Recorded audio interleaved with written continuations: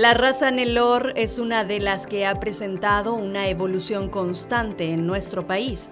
El actual biotipo es un animal moderado, precoz y con una alta calidad de carne.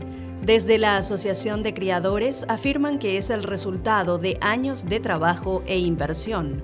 Durante la Expo Internacional 2024 se realizaron varias actividades a fin de capacitar a los productores, técnicos y criadores juniors de Nelore. En ese contexto se organizó una charla sobre por qué elegir la raza y cómo seleccionar futuras madres. La disertación estuvo a cargo del zootecnista Fabio Ferreira, quien además estuvo como jurado de calificación para la raza. Es técnico del registro de la ABCZ, Asociación Brasileña de Criadores de Zebu, desde el año 2003. O que é o dia a dia do técnico de registro da ABCZ no Brasil? É visitar as ganaderias e inspecionar os animais para registro, desde os terneiros, que recebem o registro provisório, até os animais adultos que recebem o registro definitivo, que acredito que aqui é chamado de registro, né, o definitivo. Então essa é a principal atividade, né, era a principal atividade do técnico de registro da ABCZ.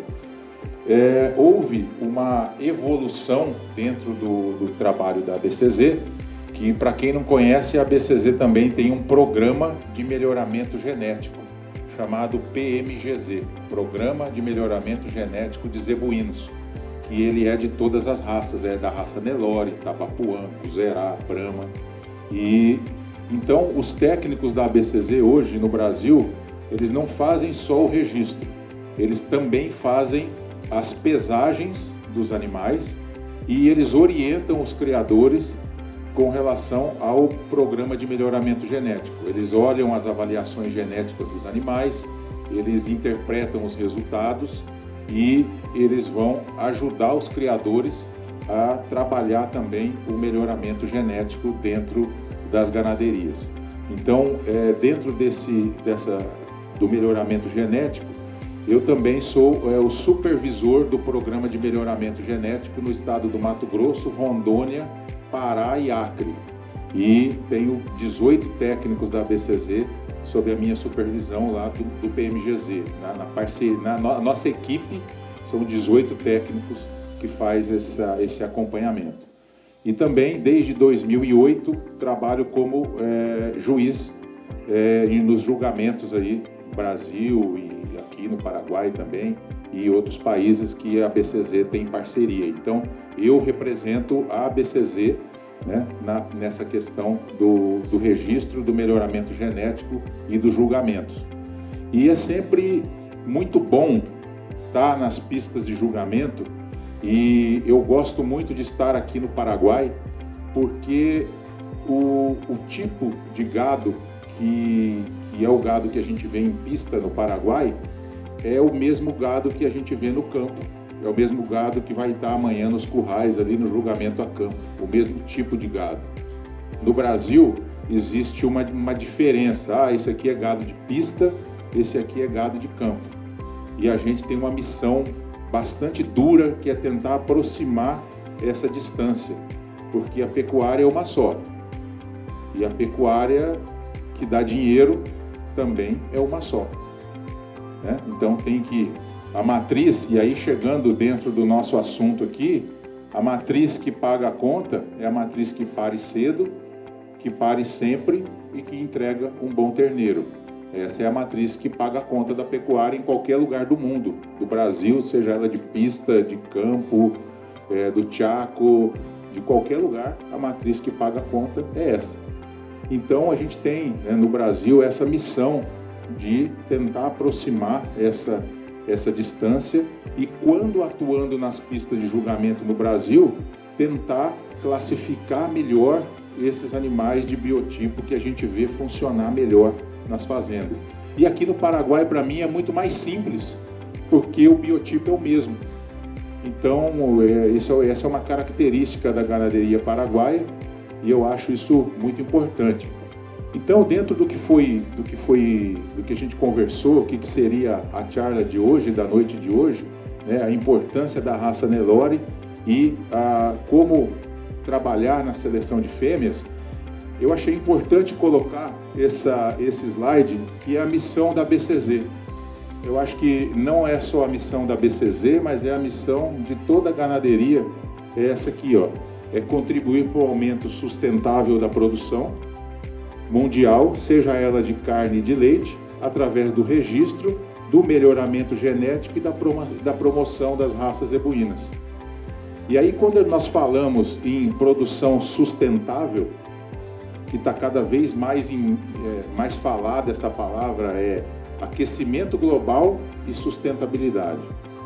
E aí eu pergunto para os senhores, dentro desse contexto aí, que está cada vez mais quente e cada vez tendo, quando a gente fala em sustentabilidade, a gente fala em pecuária tropical, pecuária a pasto, né? Vários de vocês aqui conhecem a pecuária dos Estados Unidos, do Canadá e de outros países, e sabem que é limitado, eles têm uma limitação de clima, de condição de alimentação e tudo, e a ganaderia tropical, ela é uma ganaderia que ela tem muitas possibilidades. Então, dentro desse contexto de aquecimento global, de sustentabilidade, nada melhor do que o zebuíno, do que o Nelore, para atender essa expectativa aqui do mundo de produção de carne nos pastos, nas regiões tropicais do mundo. Então a gente está falando de Nelore, a gente está falando de produção de Nelore, de seleção de fêmeas e indo de encontro com essa demanda do mundo aqui de sustentabilidade, né? E pensando que esse aquecimento global vai tornar as coisas cada vez mais quentes ou às vezes até mais frias, né? Essa variação de temperatura e essa rusticidade, essa adaptabilidade que a gente precisa, isso o zebuíno tem de sobra e a raça Nelore tem de sobra. Pode passar o próximo, por favor. Então, eu gosto muito disso aqui, ó, né? Dessa frase que o Nelore é a raça que elegeu o Paraguai. E não é só o Paraguai, não. No Brasil, pode passar o próximo, por favor. No Brasil, para vocês terem uma ideia, dentro da ABCZ, só para vocês terem uma ideia, esse aqui é o mapa do Brasil e esse aqui é o estado que eu moro aqui, o Mato Grosso.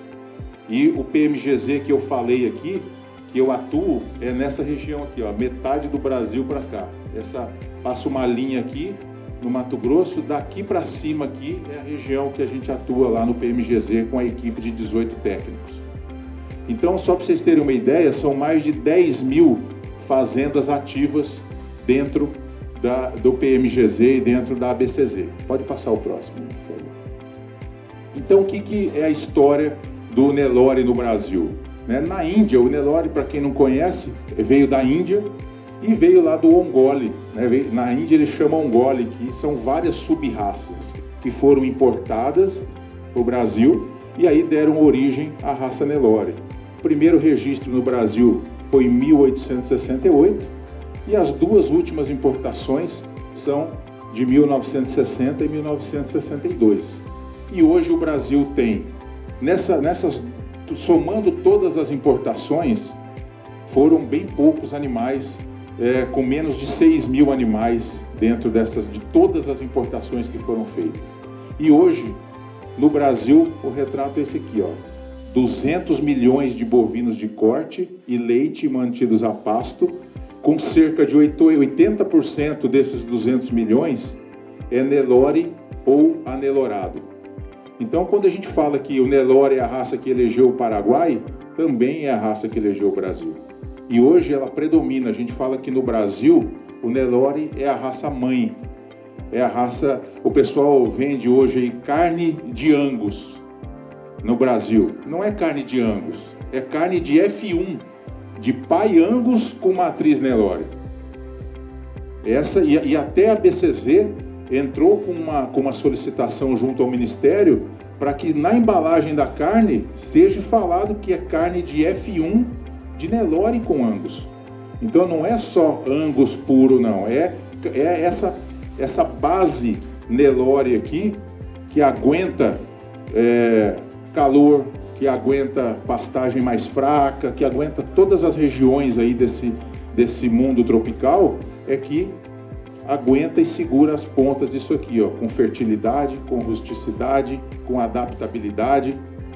Então, o Nelore é a raça hoje que predomina no Brasil através, né, não só da raça pura, mas também de animais anelorados.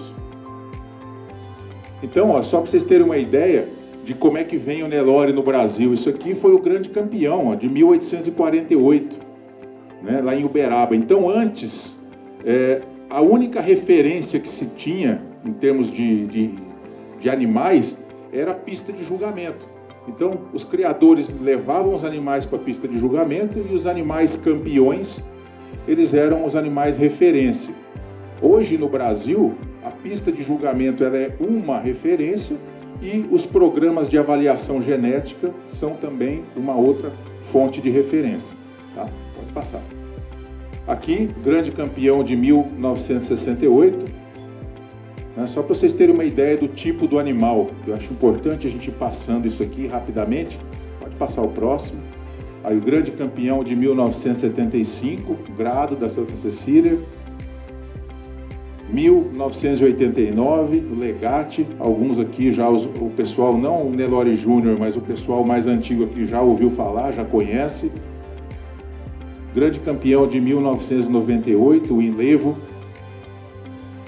Grande campeão 2014, Caiaque. Olha o biotipo, como é que vai mudando, como é que a coisa vai evoluindo. Pode passar. E aí, a gente não poderia deixar de citar também alguns animais. Se a gente fosse falar de animais que são pilares da raça Nelore, a gente poderia mostrar aqui uns 40, 50 animais. Mas eu resolvi colocar aqui o 1646, que é um representante da linhagem Lengruber. E aí tem o 1646, tem o Rambo, tem o Campeão, e assim vários outros touros que foram e são referência dentro da pecuária brasileira da raça Nelore.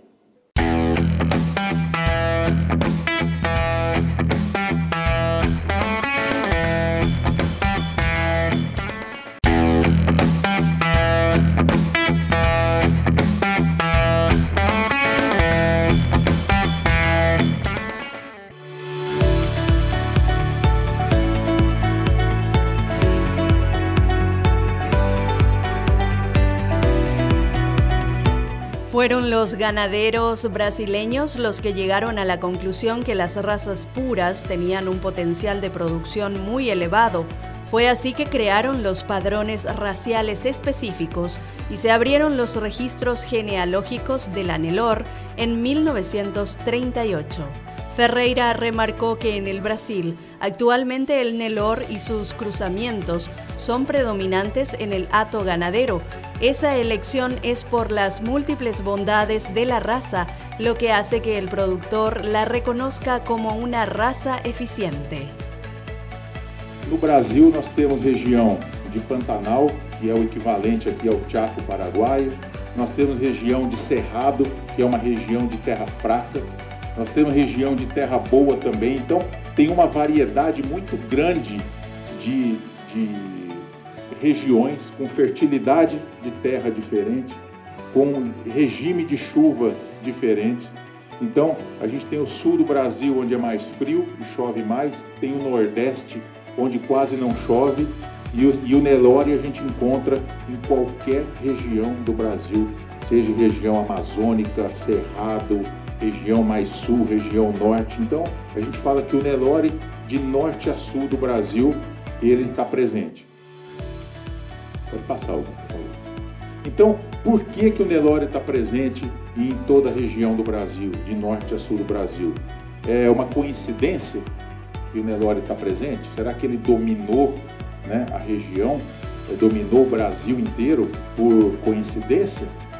Não, não é coincidência. É porque o Nelore tem essas 4 características aqui que são muito importantes, que é adaptabilidade, rusticidade, fertilidade e longevidade. Então, isso aqui é importante a gente entender, e através da seleção que a gente vem fazendo hoje nas ganaderias, não deixar isso aqui se perder.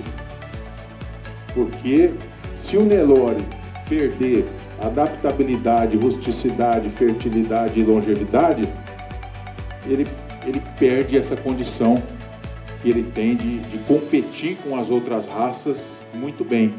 Né? A gente sabe aqui, por exemplo, no Paraguai, o Brangus.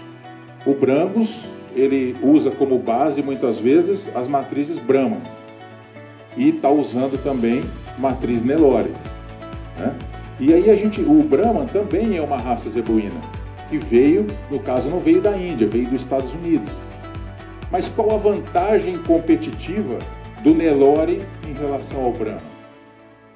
O Brahman foi selecionado nos Estados Unidos porque tem um sistema de produção um pouco diferente. Sistema mais confinado, sistema de nutrição mais intensa.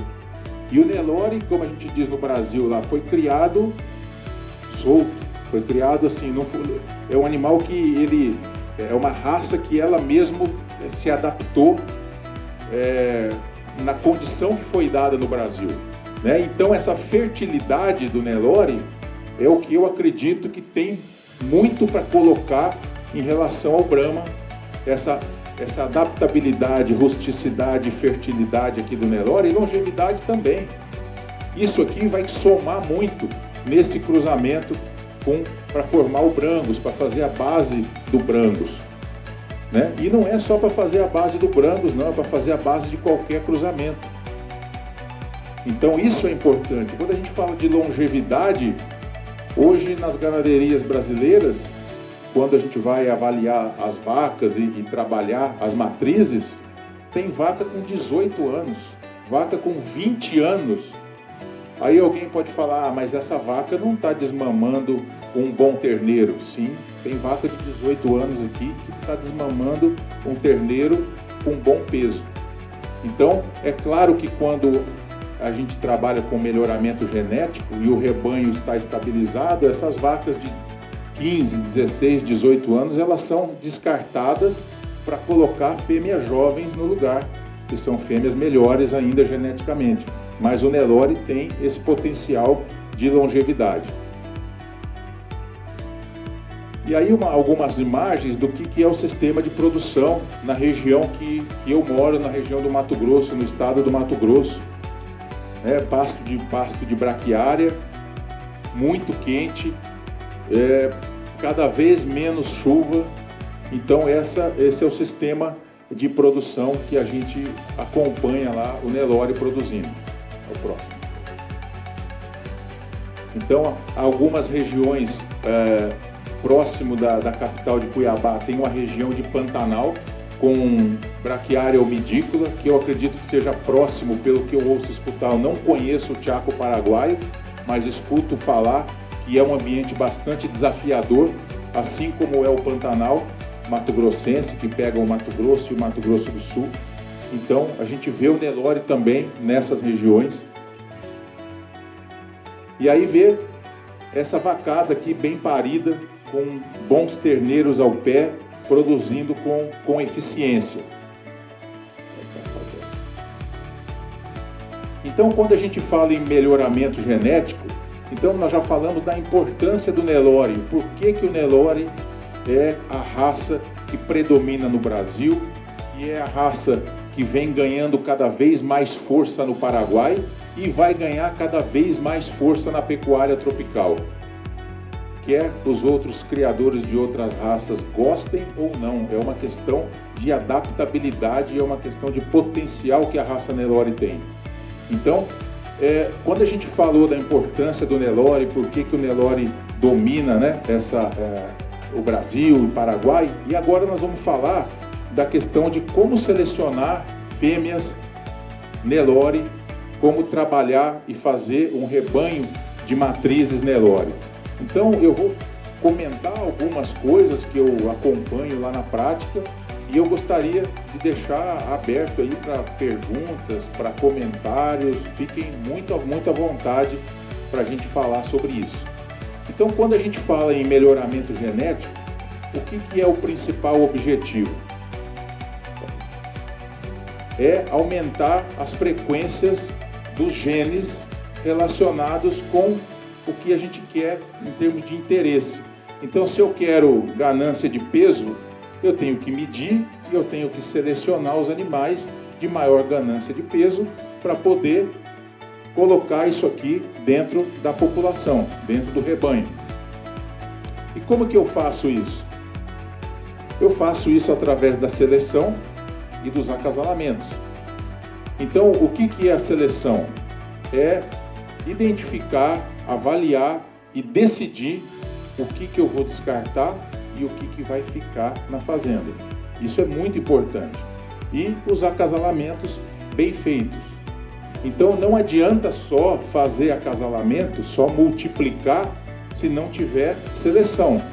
Porque se você só fizer acasalamentos e multiplicar, você está multiplicando o que é muito bom, o que é bom e o que não é bom também. Então tem que haver seleção. Tem que saber o que quer produzir e selecionar. E o que é a melhor ferramenta de seleção? Qual que é a melhor ferramenta? É um programa?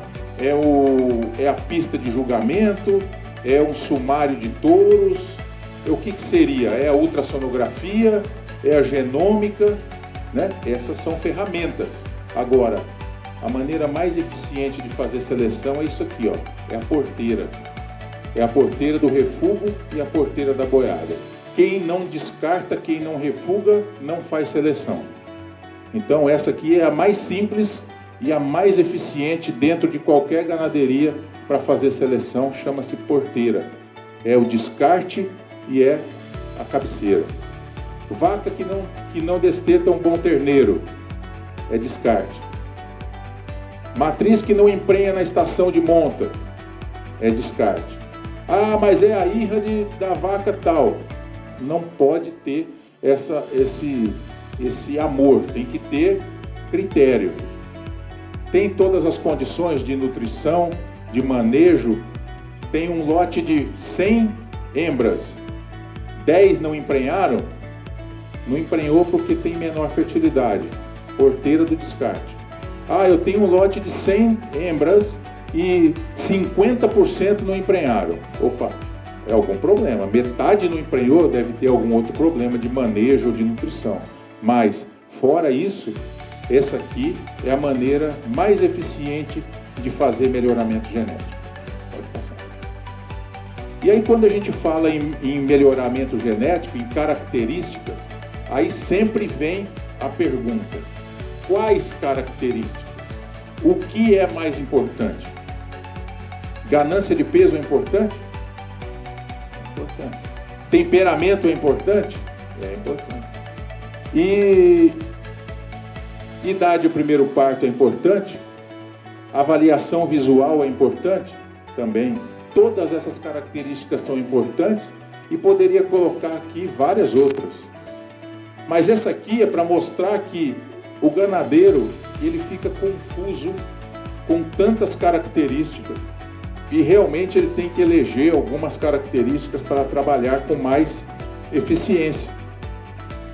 E aí cada vez vem surgindo mais características. Então isso é um complicador, né, dentro do processo, mas ao mesmo tempo a gente tem que trabalhar, tem que entender isso aqui para conseguir trabalhar.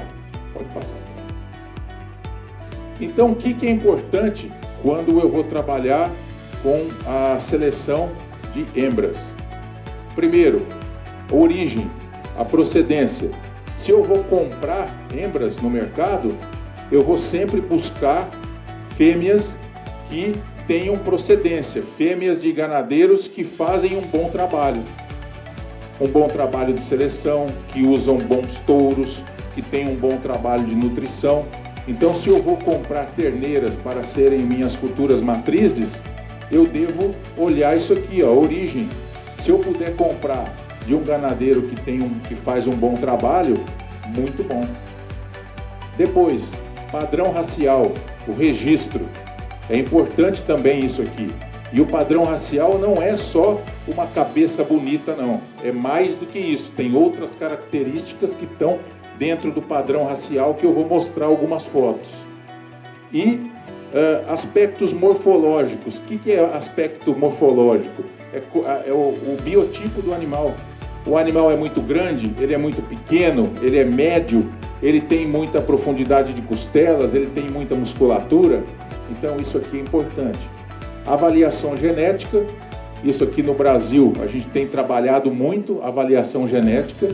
E aspectos produtivos, que são os dados produtivos dos animais, que eu vou mostrar também. Então, o registro, pode passar, por favor? Ele é mais do que uma cabeça do animal.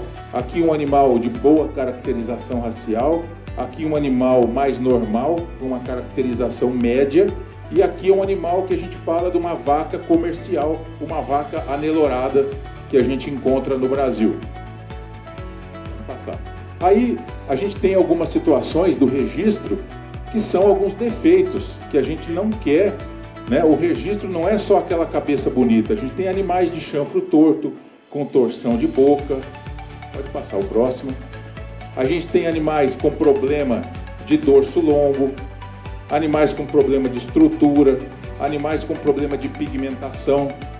E a pigmentação também não é só beleza. A pigmentação tem a ver com a capacidade que o Nelore, que o zebuíno tem de se adaptar ao clima tropical. O Nelore ele tem a pele preta e o pelo branco. A pele preta, a pele negra, para poder suportar o raio ultravioleta, e o pelo branco para refletir a luz do sol. Então isso é uma característica das raças zebuínas, do Nelore. E o que é a despigmentação? Despigmentação é a pele rosa, ao invés de preta, ela é rosa. Então isso também não é desejável, porque isso faz parte da adaptabilidade do animal.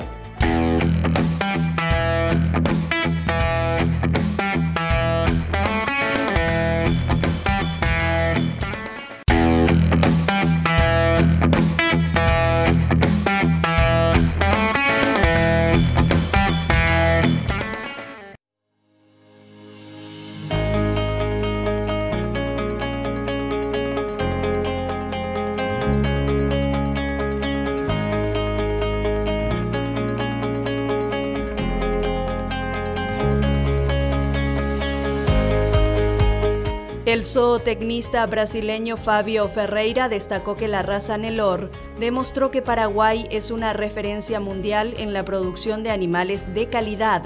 Estuvo a cargo de 2 jornadas de juzgamiento de animales, donde remarcó el avance genético que ha logrado el ganado cebú en nuestro país.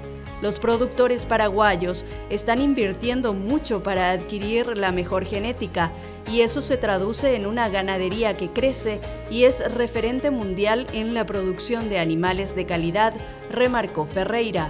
Durante su charla enfatizó sobre las características raciales que se buscan a fin de ir mejorando la raza. En ese aspecto señaló que la selección de los animales más correctos ayuda a mejorar el hato en un plazo adecuado.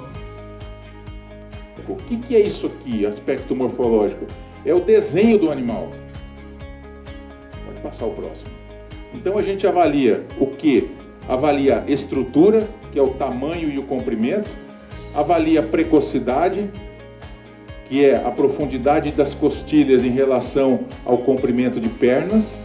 Avalia musculosidade, umbigo, raça, aprumos e características sexuais. Então, para essas características todas aqui, as 4 primeiras, EPMU, a nota é de 1 a 6. E depois aqui, RAS de 1 a 4. Aqui é o animal fraco, regular, bom e muito bom. E aqui a menor nota para a maior nota. Então, o animal de estrutura 1 é um animal pequeno e curto. O animal de estrutura 6 é um animal largo e grande. Então, com essas notas, a gente consegue descrever o animal. Então, em termos de seleção, a gente usa muito essas notas. Pode passar, Hugo, por favor. Aqui eu tenho 2 terneiros de 300 quilos. Isso é bom ou não é bom? Aí vem a resposta. Depende de onde está distribuído 300 quilos. eu posso ter 2 terneiros de 300 quilos completamente diferentes. Né? Então, essas notas, elas foram criadas para poder mostrar aonde que está distribuído o peso. E a gente usa isso muito na seleção e para o programa de melhoramento também. Por quê? Para o programa de melhoramento, quando eu envio para o programa falando que os 2 terneiros têm 300 quilos, o programa entende que eles são iguais. Os 2 têm 300 quilos e eles podem ser muito diferentes. Então a gente faz essa nota do animal, mostrando aonde está distribuído o peso, e junto com essa nota pontua a raça, aprumos, características sexuais, que é o retrato falado do animal. Então isso fica muito fácil. E outro dia, quando eu estava em uma charla, perguntaram para mim assim, qual é o peso ideal para colocar as fêmeas jovens em reprodução? Há alguns anos atrás se falava em 300 quilos. 280 quilos já pode colocar em reprodução, que está tudo bem. E hoje a resposta é outra. Qual o tipo do animal? Porque se eu tenho uma terneira de 300 quilos com muita perna, pouca costela e pouca musculatura, pouco acabamento, ela não vai emprenhar na estação. Enquanto que eu tenho uma outra mediana de mais acabamento, mais musculatura, essa vai emprenhar. Então a resposta para essa pergunta é: qual é o tipo de animal que você vai colocar na estação de monta? E não qual é o peso. Tá? Pode ir passando para a próxima. Então, RAS é o fraco, regular, bom e muito bom. Pode seguir. Então, aqui, mais ou menos, o que é a avaliação do animal, né? O E é a estrutura, o amarelo é o P, que é a profundidade, e o M é a musculosidade, que tem a ver com a amplitude do animal. Então, o E, novamente, é a estrutura, é a área que o animal mostra quando é visto de lado. Pode passar. Precocidade é essa relação do comprimento das costilhas com o comprimento das pernas. E aí a gente mostra, pode passar. A precocidade avalia no comprimento das costilhas com relação ao comprimento das pernas. Pode passar. E aqui um exemplo. Então, a nota, ela varia de 1 a 6. Para E, P e M. Então, muito bem. Então, vamos fazer um exercício rápido aqui. Eu tenho um animal, eu estou ligando para comprar um touro. Estou ligando na ganaderia para comprar um touro. E aí você me fala assim, olha, eu tenho 2 touros aqui. E os 2 têm 800 quilos. São bons, 800 quilos, touros de 2 anos, 2 anos e meio, 3 anos, 800 quilos. Se você me falasse que eles têm 400 quilos, eu ia falar, tá meio fraco. Mas tem 800 quilos, muito bem. Aí agora eu quero saber aonde que está distribuído o peso desse touro. O peso é importante, mas aonde está distribuído? Então, é isso que eu quero mostrar para vocês aqui. Então imagine que isso aqui é um animal, tá? E eu dei uma nota de estrutura 5. Então a nota de estrutura 5 me mostra que ele é um pouco acima da média. Se o número a nota é de 1 a 6, a média é 3. Então ele 3 para 4 é a média, ele é 5. Ele é um pouquinho, o frame um pouquinho acima do mediano. Isso me diz alguma coisa. Agora o que eu quero mostrar para vocês aqui? É que a nota de estrutura sozinha, ela também não diz muita coisa. Ela tem que estar junto com a nota de precocidade, que aí mostra o tanto de costelas que tem em relação ao comprimento de pernas. Então o animal 5-2, ele tem uma estrutura grande e pouca costela e muita perna. Esse é o animal que eu não quero. Esse é aquela terneira que não vai emprenhar na estação. Tardio. Passa o próximo, por favor. Esse aqui é um 5-4. Já é um animal de mais costelas. O próximo. E esse é um 5-6. Esse é o tipo de animal que a gente gosta mais. 5-5, 5-6. Então, se o vendedor de touros falar para vocês que ele tem dois animais lá de 800 quilos, um é 5,6 e o outro é 5,3 ou 5,2, qual que vocês vão escolher? O 5,6. Então essa questão da nota, ela desenha o animal. Você muitas vezes, sem ver o animal, você já imagina como que ele é, o tipo que é o animal. Isso a gente usa, não é só para comprar touro, a gente usa para selecionar fêmeas também, que é o assunto principal aqui da nossa conversa, seleção de fêmeas. Então a gente usa isso aqui também. Aí, se a gente vai colocar um lote de fêmeas jovens em reprodução, qual que vocês acham que vai emprenhar mais? As de perfil 5,6 ou as de perfil 5,2? 5,6. Então esse é o objetivo de a gente fazer esse desenho do animal. Pode passar, Hugo, por favor. Então e aí complementando a nota do EP, a gente vem com o M, que é de musculosidade. O animal 1 é de pouca musculosidade e o animal 6 é de muita musculosidade. A gente sempre busca animais de nota 4, 5, 6 de musculosidade, dentro do mesmo lote, dentro do mesmo grupo. É claro que eu não vou comparar um grupo que está a pasto com um grupo que está confinado, porque é claro que o que está confinado vai estar numa condição melhor de musculosidade. Então a comparação é entre pasto com pasto, confinado com confinado. Pode passar o próximo. Aqui a gente faz muito essa avaliação aqui na desmama dos terneiros. Por que que a gente faz essa avaliação aqui? Para saber o que os touros e o que as matrizes estão produzindo. Então, se eu estou trabalhando com 100 terneiros e faço essa nota aqui, eu sei quais os touros que estão produzindo esse tipo de terneiro aqui, que é o que eu quero. E também eu sei que touro que está produzindo esse tipo de terneiro aqui. Ou a hembra que também está produzindo esse tipo de terneiro aqui, que essa aqui, qual que é o destino de uma fêmea que está produzindo esse terneiro aqui? É aquela porteira do descarte. Porque se eu tenho um grupo de matrizes que está produzindo uma bezerrada, e eu tenho bezerro assim, e eu tenho bezerro assim, a mãe desses bezerros aqui, ó, tem que ir embora, não pode ficar na fazenda produzindo. Eu quero produzir esse tipo de bezerro aqui. Então eu consigo saber quais touros estão produzindo esses bezerros, quais matrizes e quais estão produzindo esse aqui, que é o fundo, que é o descarte. Aqui também, ó, olha a diferença de nota, né, dos bezerros na desmama, bezerros da mesma idade, do mesmo grupo. Pode passar.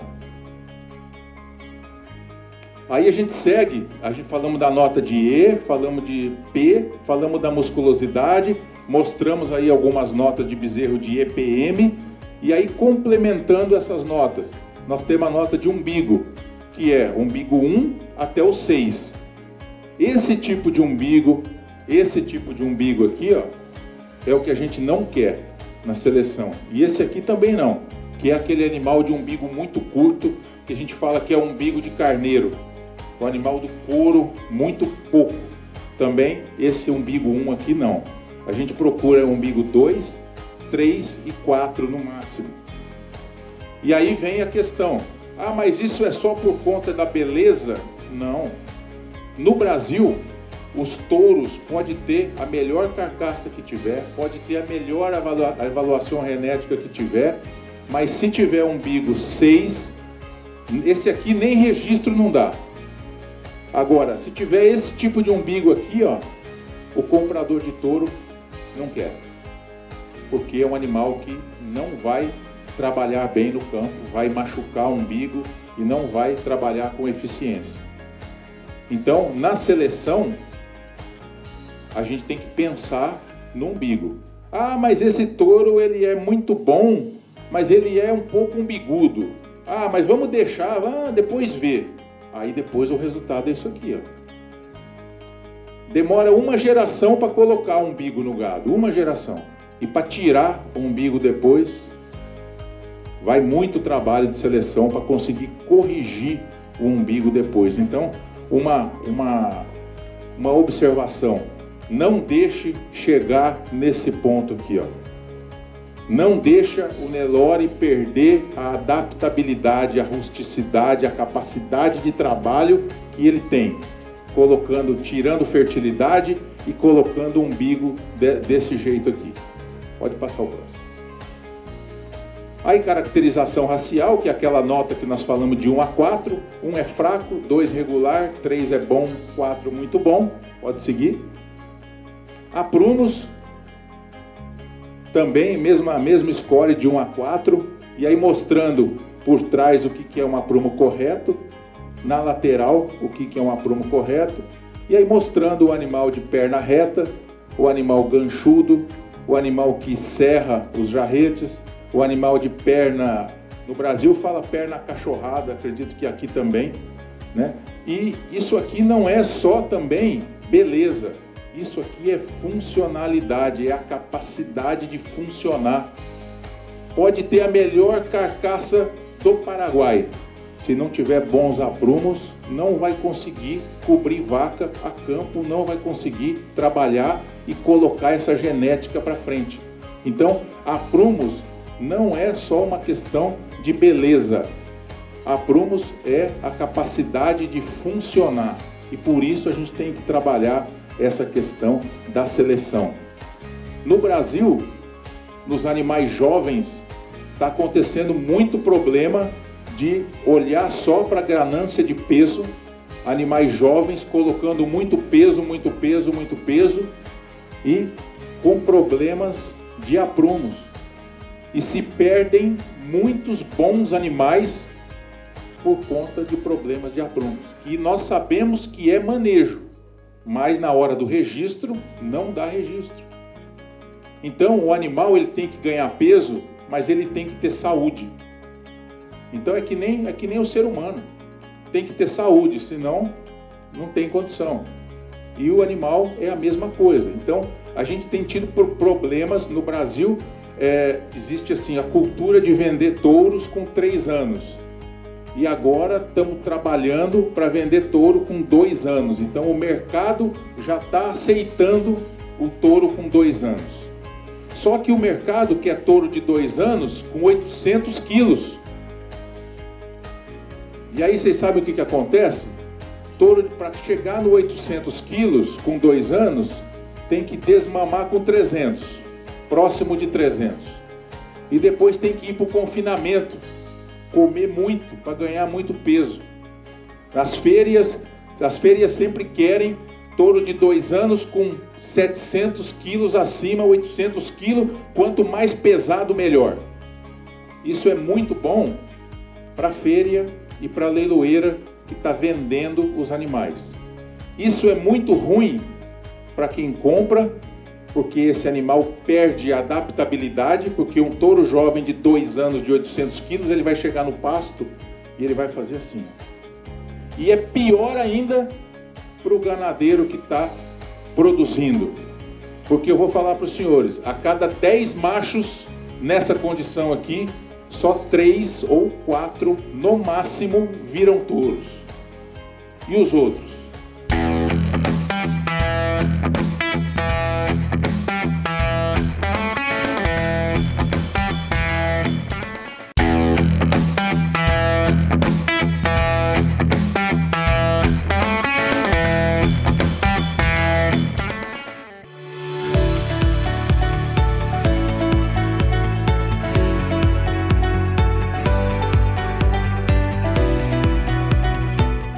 El Nelore es un animal caracterizado por su extraordinaria rusticidad y adaptación a climas calurosos y pastos duros típicos de los trópicos y subtrópicos.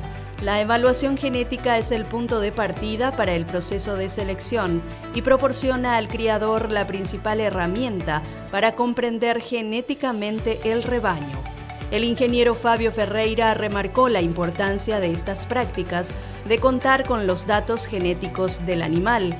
No obstante, esto debe ir de la mano de lo que pueda exteriorizar el animal a los ojos del criador, elemento tan importante como los números que pueda mostrar la planilla tras la evaluación genética, aseguró. Os ganadeiros só queriam olhar para isso aqui, não queriam mais olhar os animais. E o bom era o animal de número. E só que número, aprumos não tem avaliação genética para aprumo, para equilíbrio, para umbigo, para temperamento, para pigmentação, para várias características, não tem avaliação genética. Então isso aqui é uma ferramenta, não é a única ferramenta. E o pecuarista, o ganadeiro, ele tem o hábito, quando surge uma ferramenta, ele abraça essa ferramenta como se fosse a única ferramenta que existe e esquece de todas as outras. Então isso aqui é para complementar, é para ajudar. Aqui é um monitoramento.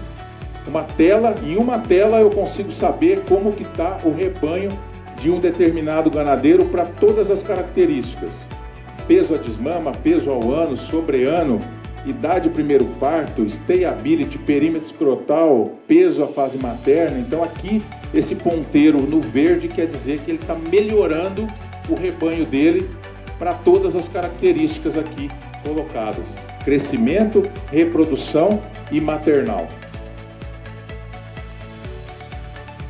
Então, o PMGZ, que é o Programa de Melhoramento Genético que a gente usa para fazer a seleção de fêmeas, isso a gente usa muito para fazer a seleção de matrizes da ganaderia e para fazer os acasalamentos também dentro do trabalho de seleção.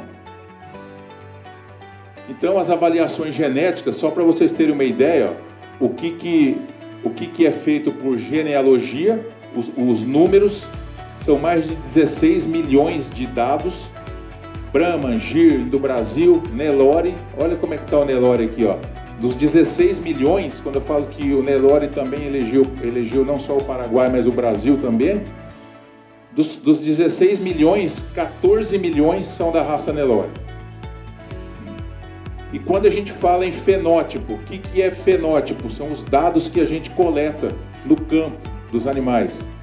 Aí, Brahma, Gir, Guzerá, ó o Nelore, de 20 milhões, aqui o Nelore, ó, 18 milhões de dados coletados da raça Nelore. E aí agora, a gente está usando, nos últimos anos, usando muita genotipagem, que é coletar o material para fazer o genótipo do animal, para saber se ele tem o gene para determinada característica. Só do Nelore já tem mais de 220 mil genótipos coletados dentro da avaliação genética.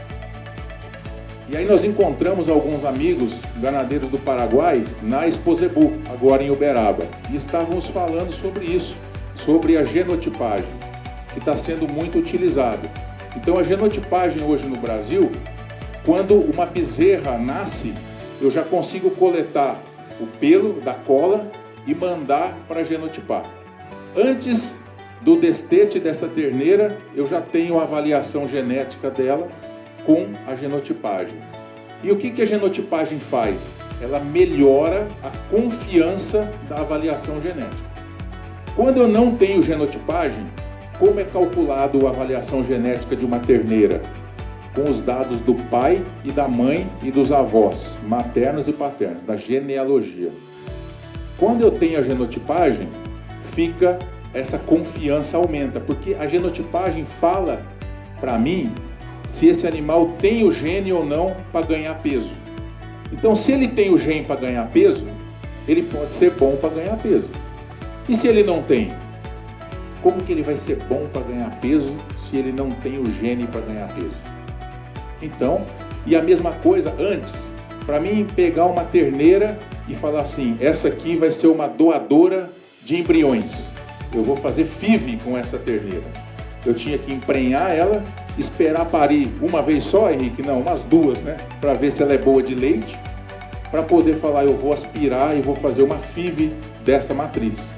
Hoje, uma terneira, eu faço a genotipagem e a genotipagem me fala, olha, ela tem os genes para leite. De todos os que tem, vamos simplificar a conta, são 4. Dos 4, ela tem os 4. Ela pode ser boa para produzir leite? Grande chance. Agora, se são 4 e ela não tem nenhum, Como que ela vai ser boa de leite se ela não tem nenhum dos 4? Então, a genotipagem me adianta uma tomada de decisão. Então, se eu tenho uma terneira que é muito boa no visual e ela não tem o gene para leite, nenhum dos 4, não mexe com isso para a doadora, não multiplica isso, porque não vai dar bom. Então, eu já tenho condição de direcionar. Essa terneira, a gente já pega e já descarta, já põe põe no confinamento, vende para o frigorífico. Então, a genotipagem hoje no Brasil, ela tem uma condição de adiantar a tomada de decisão mais cedo e de ser mais assertivo, de ser mais correto nas decisões. E aí aqui mostrando ó, o número falando em PMGZ, o número de criadores no PMGZ e o número de fazendas, tá? Que estão dentro do PMGZ, só mais uma informação. E aqui por estado, esse aqui é o PMGZ e esse aqui é matrizes de corte que a gente tem por estado dentro do Brasil. Esse aqui é o gado de corte, aonde a gente quer trabalhar através dos touros PO, através do melhoramento genético. Então, hoje, no PMGZ, nós temos mais de 360 mil matrizes inscritas no PMGZ e o maior número delas, onde é que está? Aqui, ó, lá no Mato Grosso. Mais de 71 mil matrizes no Mato Grosso.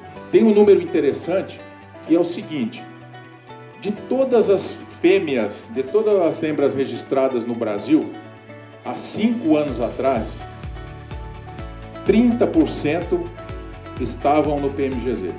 Então, de cada 10 fêmeas registradas na ABCZ, 3 estavam no PMGZ. 5 anos depois, que é agora, esse ano, vocês têm uma ideia de como cresceu isso? Hoje, de cada 10 fêmeas registradas, 8 estão no PMGZ. Esses outros 20% que não estão é porque muitas vezes a ganaderia não tem condição de estrutura, de balança, de manejo para fazer a coleta de dados. Então, por que o criador entrou no PMGZ? Ah, para vender touro com avaliação genética? Não. Isso é uma consequência. O que é o principal? Para fazer a gestão do negócio dele, para conhecer as matrizes dele e para descartar as piores matrizes e ficar somente com as suas melhores matrizes. Então, hoje o PMGZ ele é uma ferramenta de gestão da fazenda para tornar a fazenda mais eficiente e mais produtiva. Pode passar o vídeo. Então, o que avalia no PMGZ? Desempenho, habilidade materna, reprodução, avaliação visual e carcaça. Pode passar o próximo. Aqui, como que compõe o índice ABCZ? Pode passar. Aqui a classificação, DECA 1, são as 10% melhores, DECA 2, DECA 3 e assim por diante. Esse aqui é o melhor. La Asociación Paraguaya de Criadores de Nelor fue fundada el 14 de septiembre de 1965. Es una asociación gremial incorporada a la Asociación Rural del Paraguay, creada con el objeto de reunir a los hacendados criadores de la raza Nelor y adherentes.